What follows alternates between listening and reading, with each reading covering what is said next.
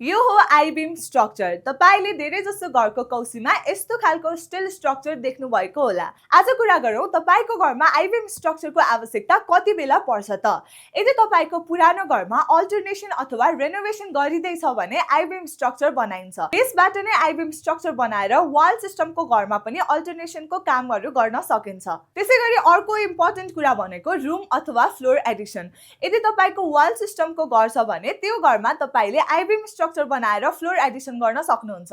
यसरी floor Edison गर्दा तपाईको घरमा डेड लोड धेरै थपिदैन, त्यसले गर्दा घरको स्ट्रेन्थ पनि घट्दैन। अब आई-बीम स्ट्रक्चर बनाउँदा यो स्ट्रक्चरलाई प्रपरली डिजाइन र एङ्कर गर्नुपर्ने हुन्छ। तर एउटा कुरा याद गर्नु, आई-बीम स्ट्रक्चर बनाउँदैमा नक्सा पास हुन्छ नै भन्ने हुँदैन।